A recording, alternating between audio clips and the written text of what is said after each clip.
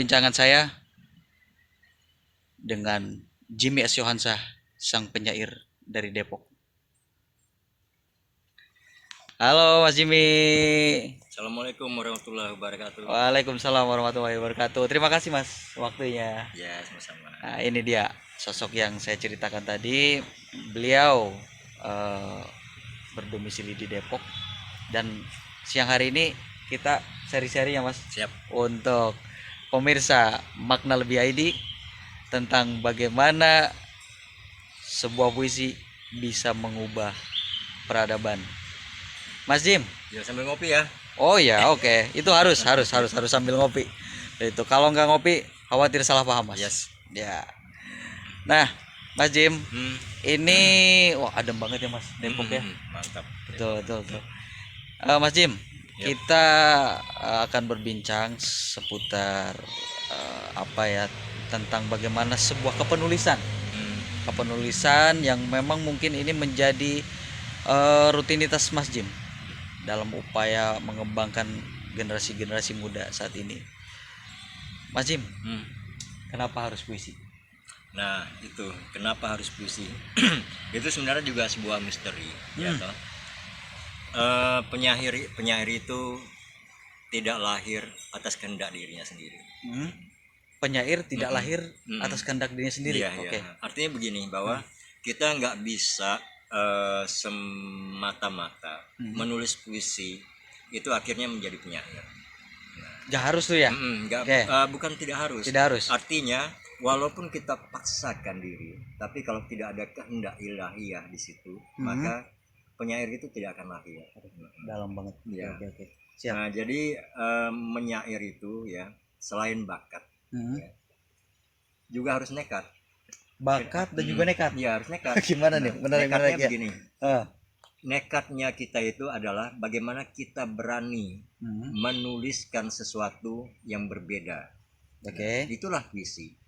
Nekatnya itu adalah ketika kita berani lain dari yang lain. Itulah puisi. Nekatnya kita adalah manusia, sebagai manusia kita harus bergerak dari manusia yang lain. Itulah penyair. Oke. Kenapa saya katakan begitu? Saya ini veteran penyair jalanan. Veteran penyair jalanan. Iya. Gimana tuh? Gini. Kan biasanya veteran itu yang berperang fisik ya. Nah, tapi ini saya veteran penyair jalanan. Oke. Saya itu dulu itu menulis puisi di mass media. Oke. Tapi nggak tembus-tembus tuh Mas Ana. Di media massa gitu ya. Oke, ya. Itu tadi ya karena pengen jadi penyair itu. Oh, ya kan? emang cita-cita ya? Iya, cita-cita. Ternyata nggak boleh bercita-cita jadi penyair itu. Betul. Ya udah, frustrasi kan. Artinya frustrasi begini. Waktu itu ke mass media itu bagaimana puisi saya itu bisa dibaca orang kan itu. Betul. Tapi tiba-tiba karena saya tersendat waktu itu jalannya. Nah, akhirnya saya mengambil satu langkah. Awal Januari 1991 saya turun ke jalan tuh membaca puisi-puisi saya. Saya baru lahir tuh Mas. Belum lahir kan? Iya. Oke. Nah, itu maksudnya juga sama. Artinya ingin mempublikasikan bagaimana puisi-puisi saya dinikmati orang.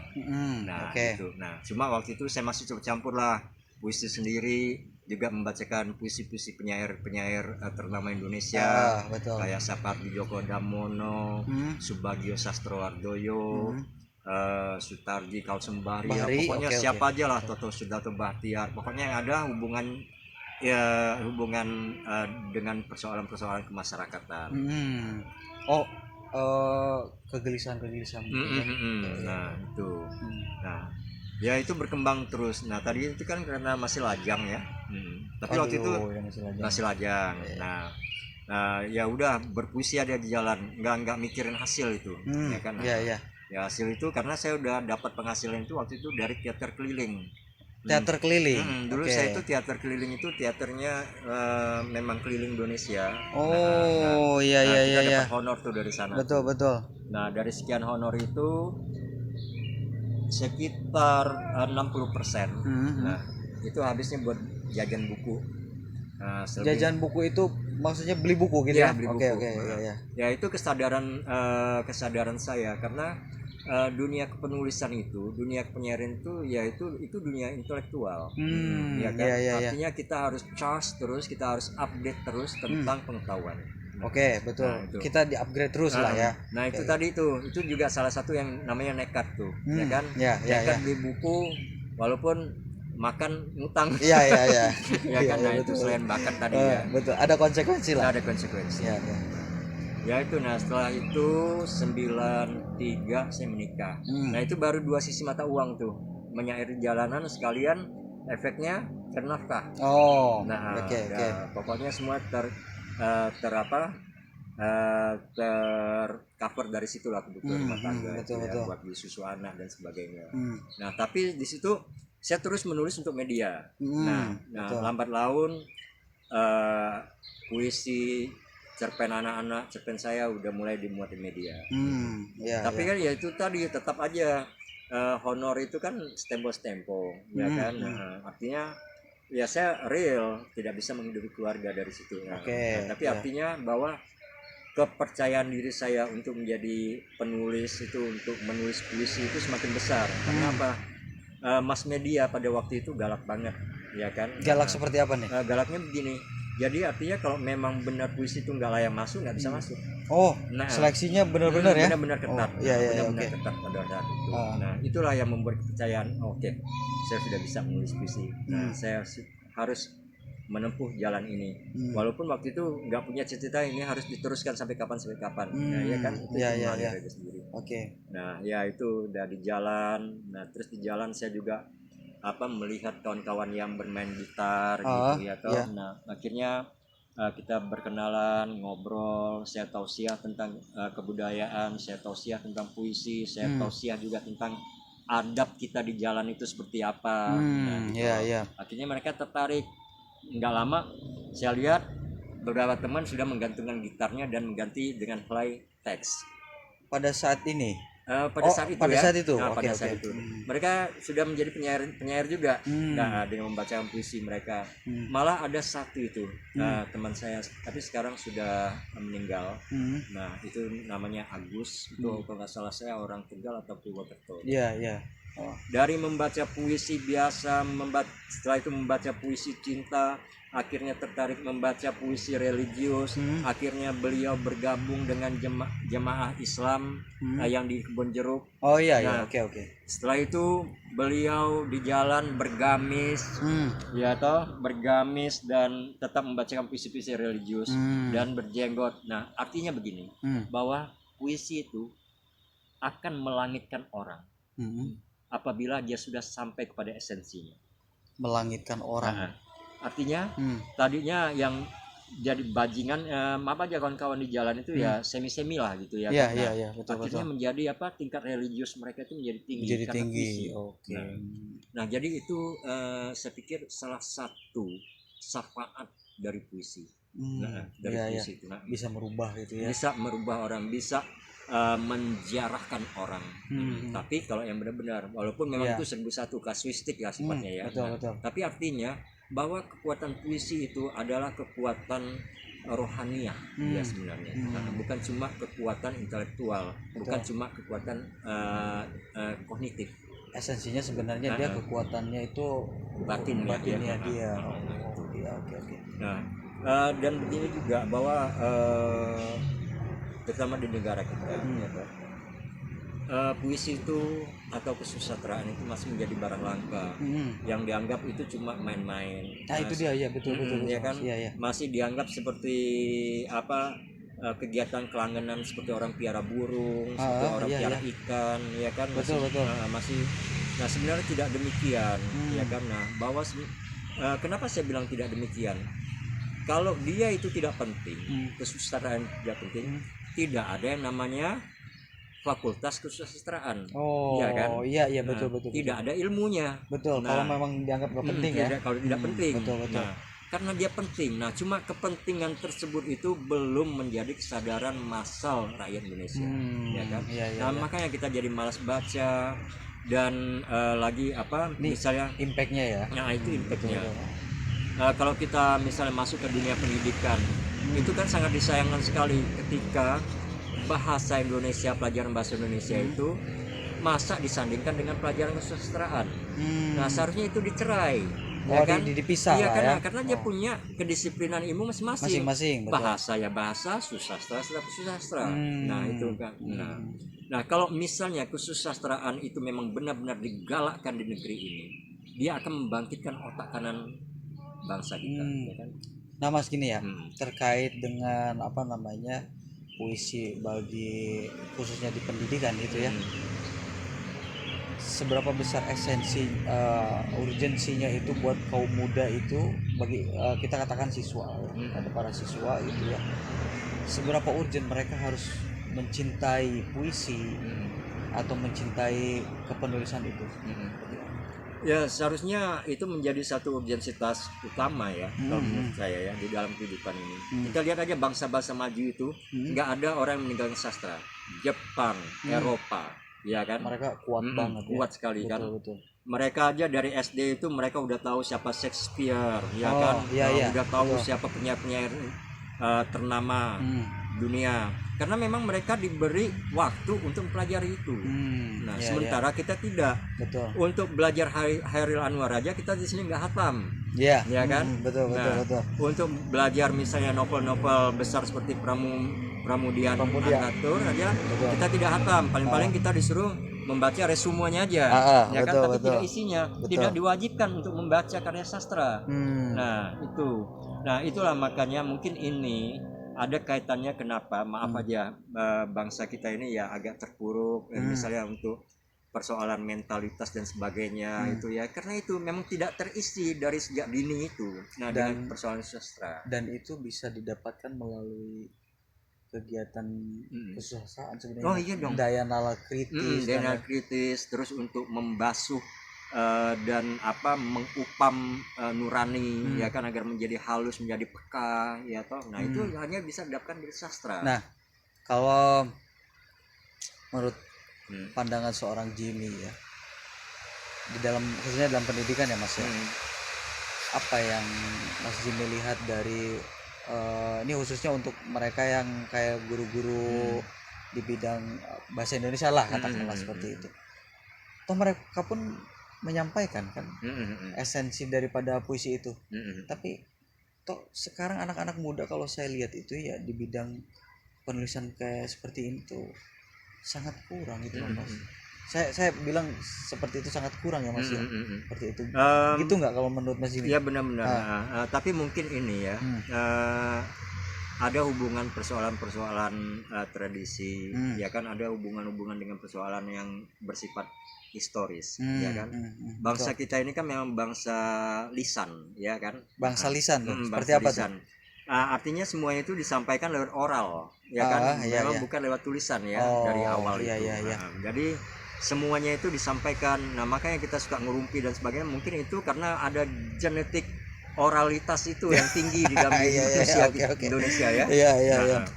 Nah, jadi ya untuk menulis, untuk berakrab-akrab dengan pena dan kertas itu ya memang jarang sekali, ya kan. Nah, sementara hal itu sangat dibutuhkan apalagi dalam masa dewasa seperti ini, ya kan. Di mana arus informasi, di mana kita sudah dikepung oleh banyak persoalan-persoalan yang bersifat digitalisasi, ya kan. Tapi kalau misalnya nurani kita rapuh, kita akan tersedot ke dalam kebudayaan populer itu, dan kita akan tergerus, dan kita akan menjadi satu pasar yang sangat potensial bagi para produsen, ya kan. Kenapa? Kita nggak punya self critical, kita tidak punya self defense di dalam diri kita. Kenapa?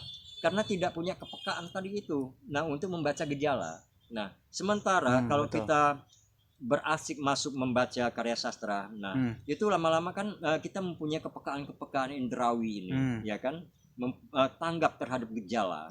Nah, karena apa? Kebiasaan membaca itu akan mengasah seluruh indera kita.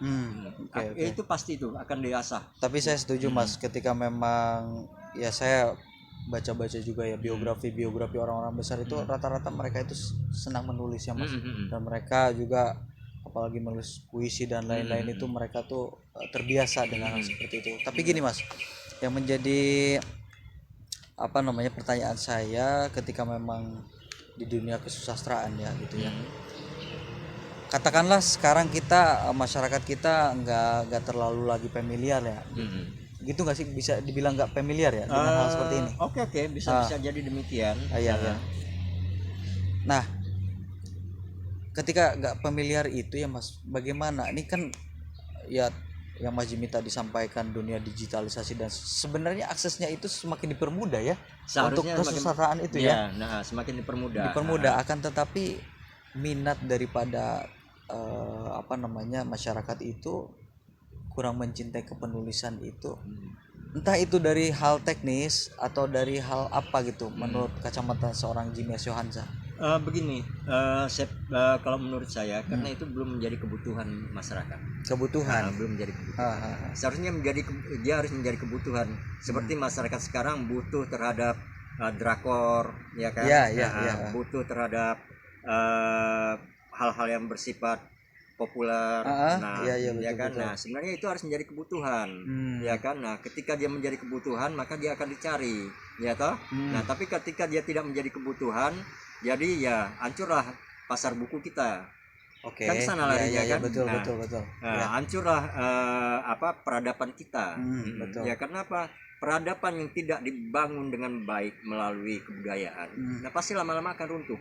Ya kan? Runtuhnya itu bukan diruntuhkan oleh bangsa lain, sendiri. Nah, karena kita tidak punya fondasi yang kuat untuk menahan beban yang ada di atas kita itu. Harus global. Nah, harus globalisasi, ya kan, perekonomian dan politik dan sebagainya makin terus. Nah, sehingga kita menjadi manusia-manusia pragmatis, menjadi manusia-manusia yang bersifatnya konsumtif.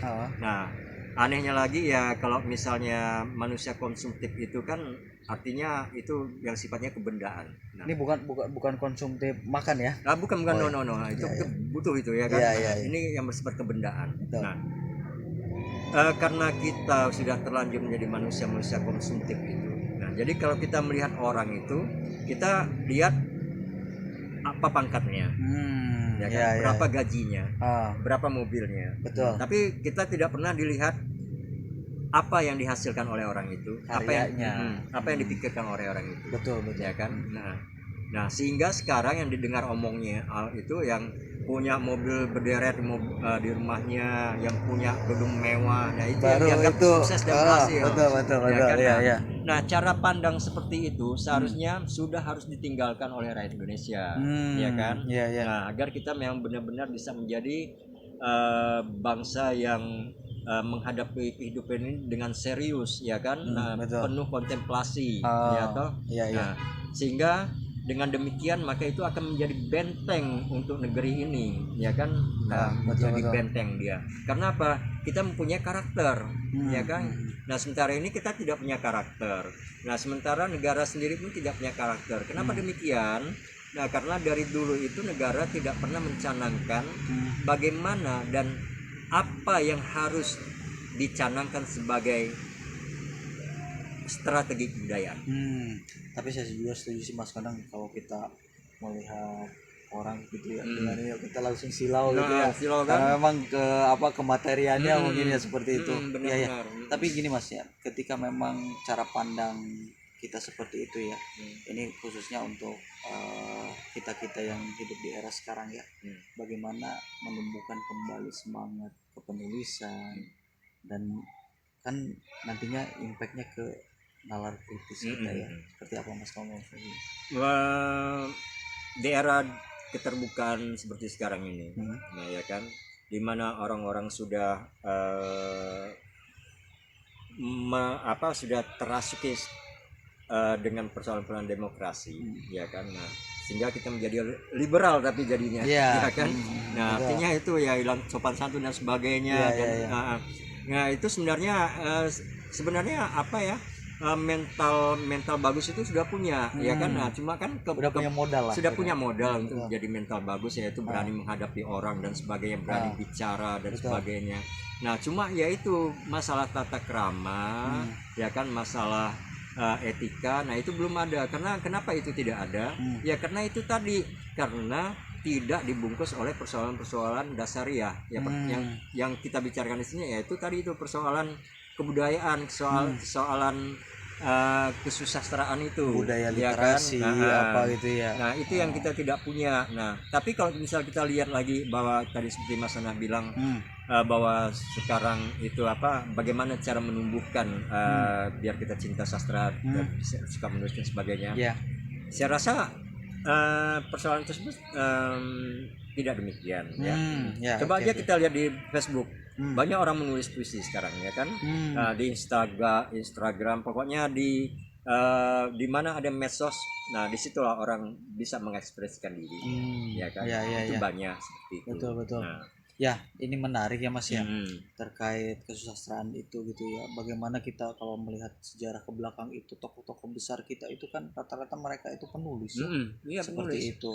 Nah, saya pun beranggapan bahwasanya budaya seperti itu sekarang itu ya, kacamata saya gitu ya, akibat dari kemunduran literasi itu barangkali seperti itu. Nah, bagi kita nih Mas yang memang ya belum terlalu mendalami tentang hal kesusastraan ini gitu ya, hal teknis praktis gitu yang bisa kita gunakan gitu ya, untuk kita lebih mencintai kesusastraan kita gitu ya. Hal-hal praktis seperti apa yang bisa kita lakukan untuk melatih itu semua dalam keseharian kita ya? Gitu. Ya ini saya pikir memang semua itu bermula dari keluarga, ya kan. Tapi ada satu lagi institusi yang sebenarnya sudah diamanahkan untuk itu, yaitu tadi itu institusi pendidikan, ya kan. Itu sebenarnya mereka mempunyai satu amanah besar di pundak mereka, itu satu beban, ya toh, yang harus mereka laksanakan, yaitu bagaimana membuat murid-murid itu cinta terhadap kesusastraan. Nah, tapi ya kembali lagi persoalan regulasi, kembali lagi persoalan birokrasi, kembali lagi pada persoalan institusi, ya kan.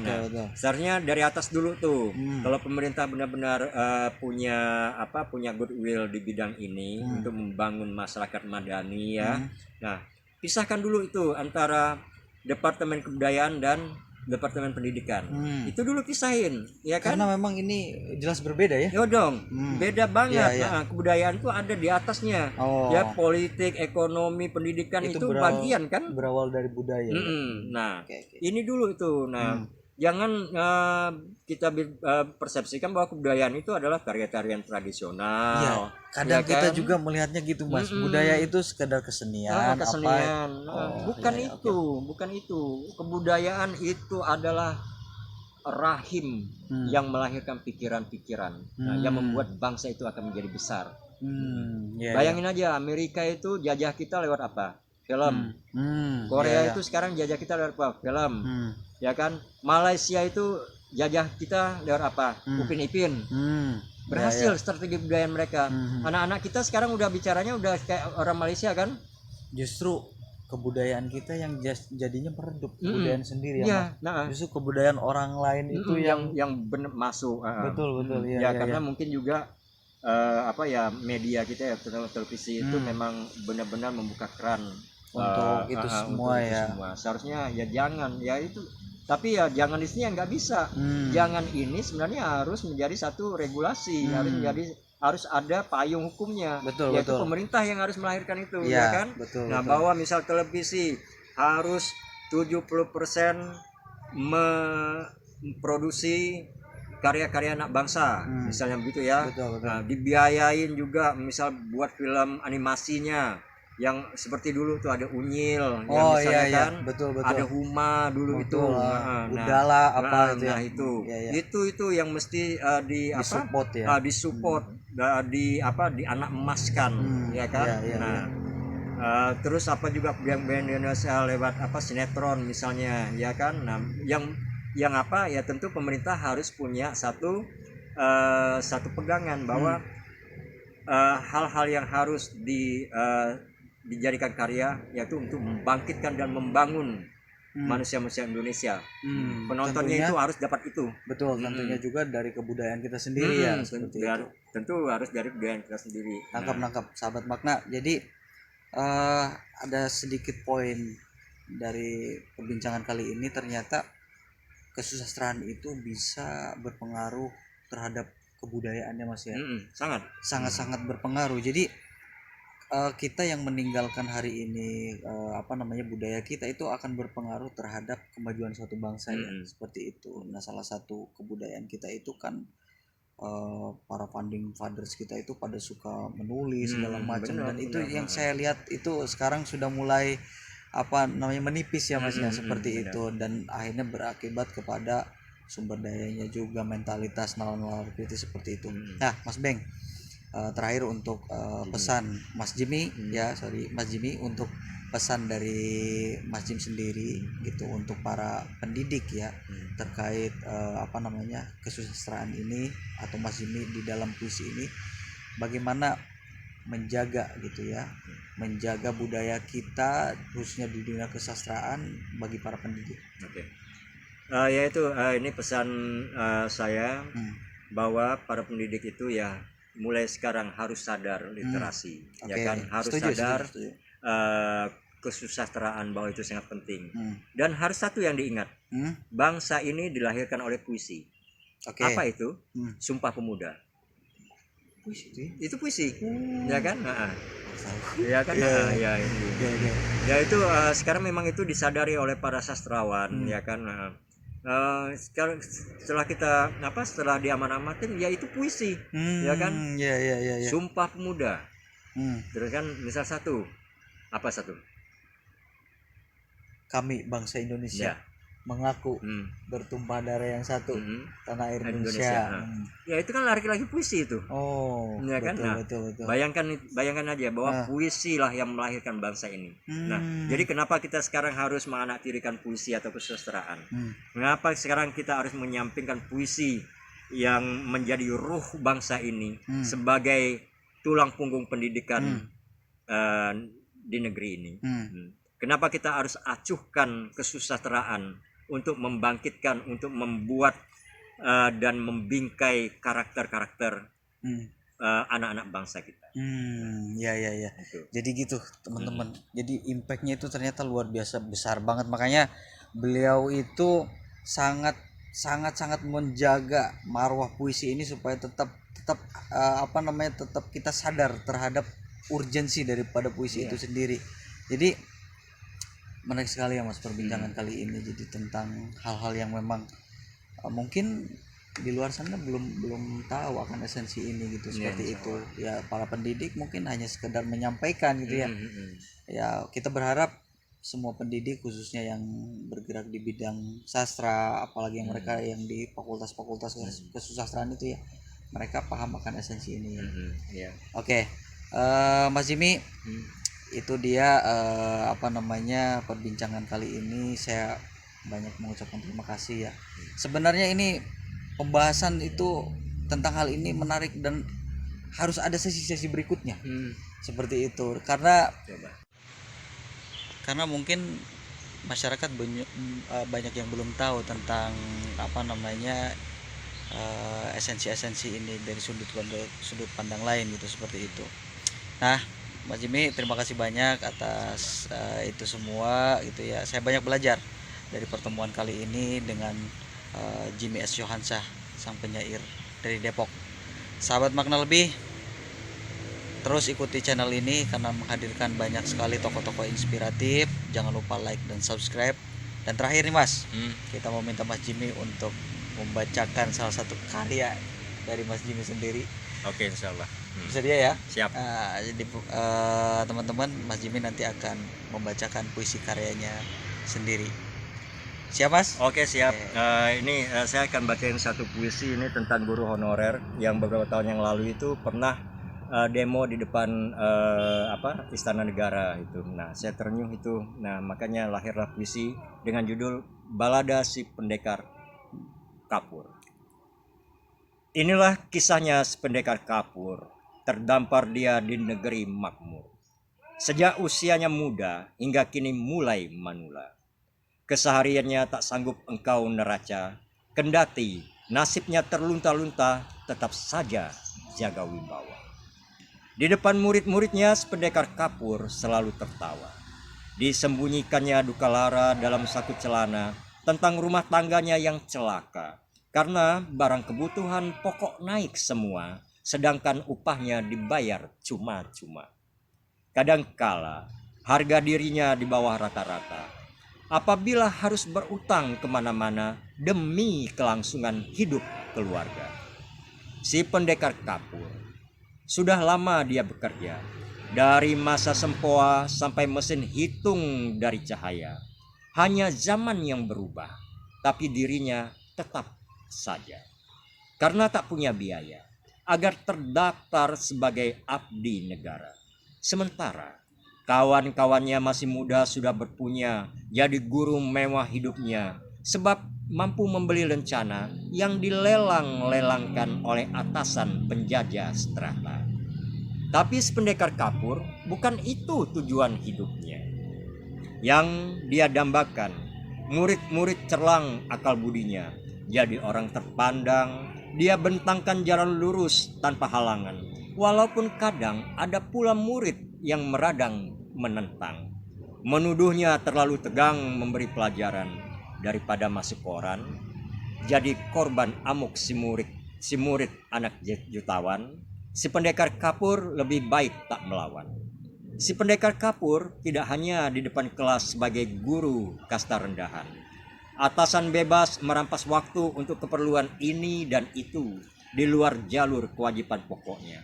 Tapi apa mau dikata, kalau dibantah nasib terbelah, ikut perintah anak murid pasti menyergap. Si pendekar kapur tak pandai meratap, sholatnya taat, mengingat dunia hanya sekejap. Di akhirat yang curang pasti dilaknat. Itulah pegangan hidup si pendekar kapur. Biarpun sekarat, dinikmatinya penuh hikmat. Wah, menarik, luar biasa. Ya, itu dia sahabat makna, pertemuan kali ini dengan tokoh inspiratif Jimmy S. Yohansyah, si penyair dari Depok. Terus ikuti channel ini, kita berjumpa di kesempatan yang lain. Terima kasih banyak. Assalamualaikum warahmatullahi wabarakatuh. Waalaikumsalam warahmatullahi wabarakatuh.